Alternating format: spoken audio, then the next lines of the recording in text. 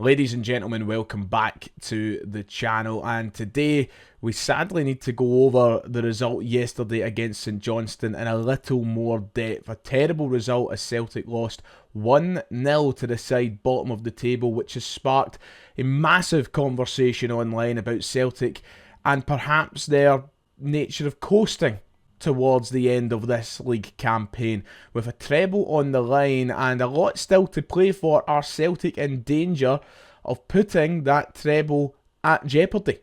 Well, we've got a lot to talk about today. We're going to go through that reaction. Has it went a little too far? Let's talk about that.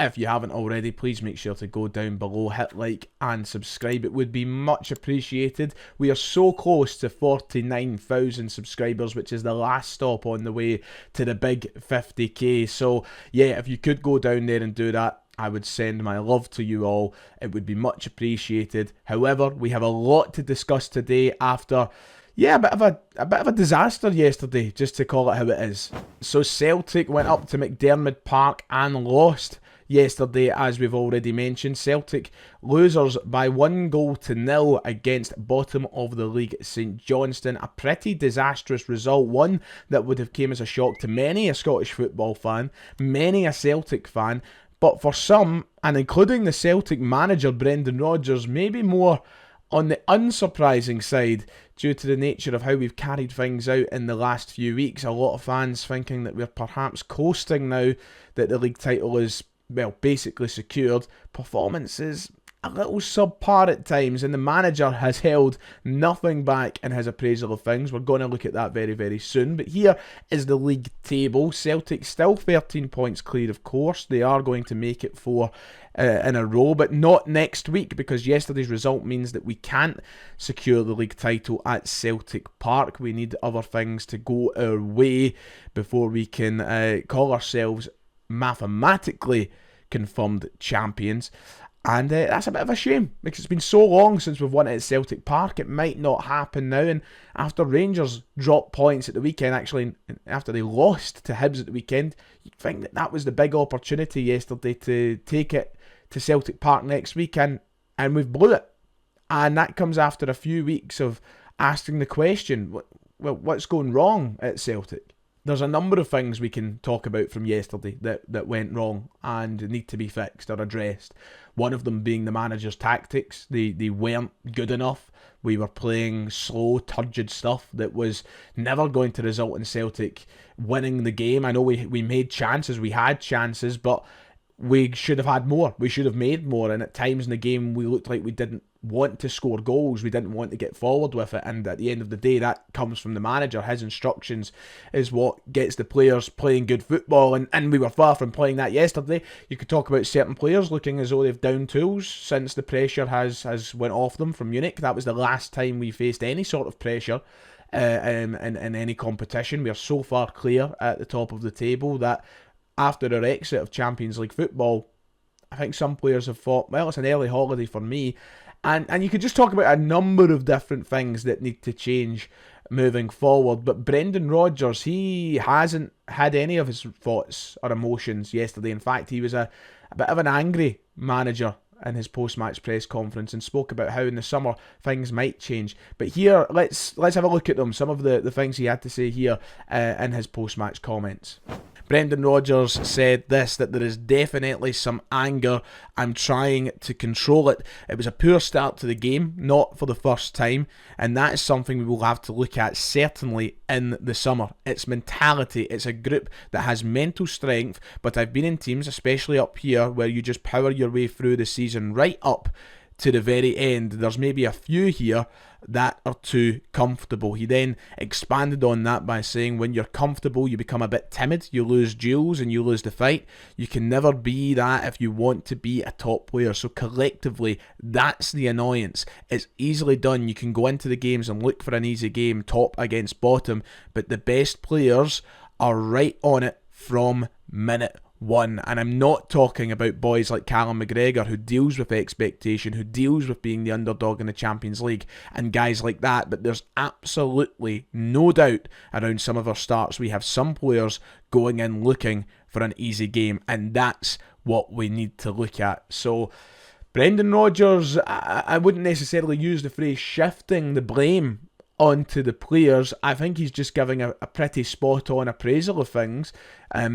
Brendan's got to sort that though. He's the manager and everything comes from him. The leadership and the motivation comes from him. So if the players are going into these games looking for an easy game, then I say this as Brendan Rodgers' biggest fan, then clearly he needs to do something. He needs to get them up for these games. But it's not acceptable for players to be going into games and not giving it their all, even if you're 13 points clear at the top of the league. And I think it's evident there's a few players on the park that have played like that recently, and it's really alarming. It's a letdown, because these are guys who are top players, and we know that all over this team there is top players. And it was less than 50 days ago that we were talking about how good a Celtic side we have at the minute. So it's not changed overnight, and I firmly believe that we still have a really good side here. But that kind of the way that Brendan words it, in the sense that players are maybe not up for it because they think it's an easy game, you can't get away with that. You can't get away with that in any league. Doesn't matter if you're playing Scottish Premiership, English Premiership, or the bloody Scottish Lowland League. Like, you need to be up for every single game right till the curtain falls on the league season. And if we try and play like this between now and match day 38, things will get worse and people will be angry, and rightly so. Rodgers also added to his comments that being 13 points clear at the top of the table can't be used as an excuse. It's happened too many times. It's a fantastic group of players, good guys who this year have been very, very good. But I don't like when I see this, and for me it's happened too many times. There is still work to be done. He said he doesn't threaten the players in any of his comments. I don't think this is him saying that it's the end of the line for folk. I think it's him just sending out a message that players need to buck up their ideas, and he's quite right to do so. But as the manager, he also needs to take note. He also has to do the same thing. As I said, it all comes from Brendan, and I have full faith that they'll pick things up. They'll go again next week, and they'll go again from now until the end of the season. Hopefully this is a bit of form over this past 4 or 5 weeks that we can put behind us, and that we can forget about and laugh about in a few months' time. Now, just before we move on to the next part of the video, I would like to quickly address something that I see quite often nowadays in the comments section of my videos, and that's the fact that I'm not 24/7 wearing Celtic related gear. And that's because, well, sometimes I just like to spice it up. And sometimes when I'm getting on with daily life, I don't want to be wearing a Celtic kit 24/7 or a Celtic-related hat every minute of every day. But just to cheer some of you up, let's change it up a wee bit here. That was a terrible transition, I bet. I tried my best. This hat was just sent to me by the guys over at The Streets Will Remember, who have just released their first collection over at thestreetswillremember.com, one of the newest independent brands releasing what I would simply say is the best Celtic related merchandise or clobber I have ever seen. You can go over there, get your hands on this same hat that I have on in the video. Their first collection celebrates the Lisbon 1967 European Cup win. If you head over there, you can also unlock 10% off. There's a code available to get that off your first purchase. I couldn't recommend them enough, guys. Honestly, saying this without being paid, easily the best quality Celtic merch I've ever had. Also, be sure to go and follow the guys on Instagram. Their page is on screen. It would be a great help in their startup of the new business. And yeah, tell them I sent you.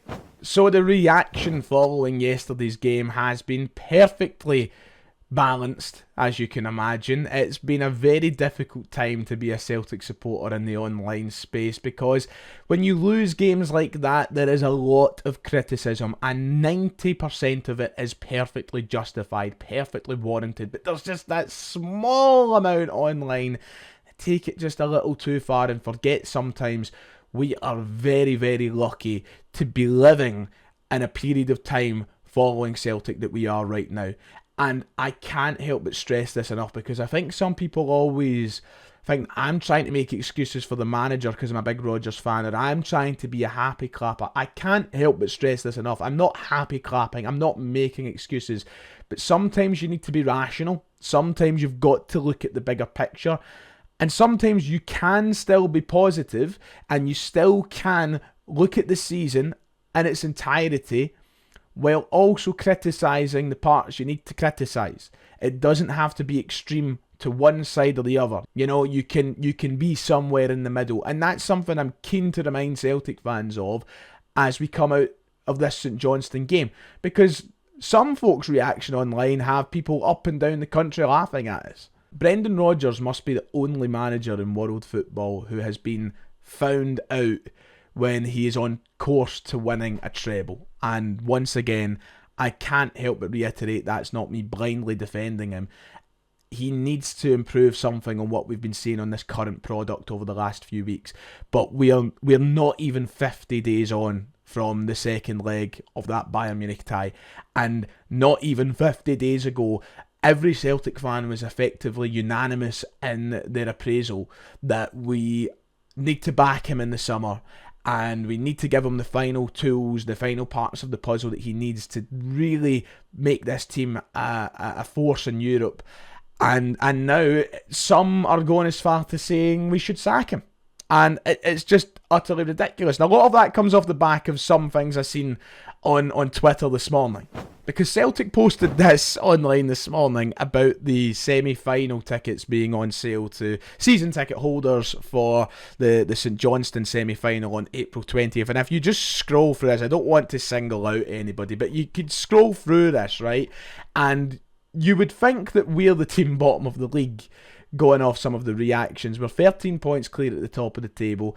We're in a semi-final of the Scottish Cup. We had one of our most memorable campaigns in Europe in a long, long time, and people are completely losing it. And I just think it's unfair on this group of players who have provided us with a very memorable season up until this point. In fact, I quote retweeted that exact post to say, and this is my controversial Celtic opinion at this point, that maybe Neil Lennon had a point a few years ago when he said that Celtic fans have got a sense of entitlement, because every year it seems like we back up Neil Lennon's point even more.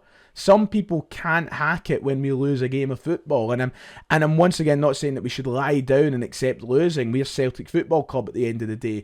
We should be winning every game. We're that good. We are the premier club in Scotland. We should be beating teams like St Johnstone, but sometimes you lose. You can't go 38-0. You can't go through a season winning all 38 games. It's never been done. And even in an invincible campaign in 2016-17, we didn't do that. We still dropped points. It's real life at the end of the day. It's not a video game. And some people just have a real problem with trying to accept that. Now, don't put words in my mouth of me saying that I agree with Neil Lennon and that I think that he is spot on. I'm just saying that when we have days like that, some fans really do a good job at making him seem like he was right. And that's not what we should be doing. The treble has always historically been very difficult to win, hence the reason before Brendan Rodgers first arrived at the club, we won 3 in our club's existence. We are so lucky it's been normalised. It's so incredibly lucky that the treble has become, for some people, a bare minimum expectation.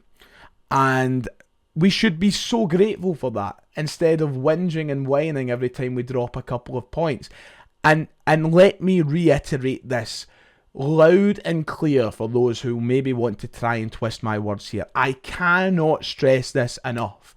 You can complain about Celtic's result yesterday. You can complain about our performances of late. You can complain about the negatives we have experienced in a very good campaign.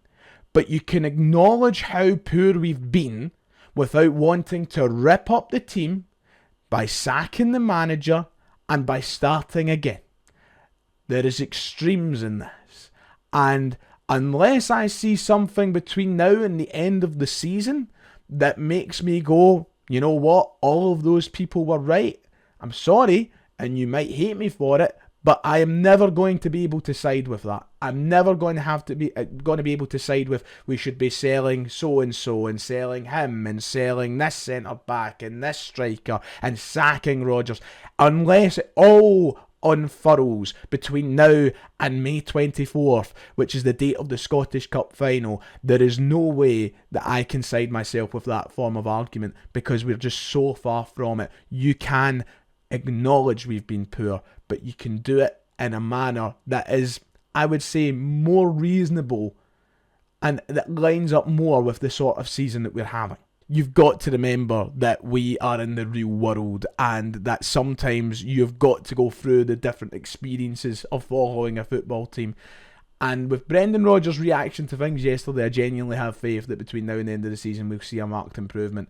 And if not, that's something that we'll evaluate come the end. He can do better, these players can do better. And I say that because I have quite literally seen the first-hand evidence of all of that.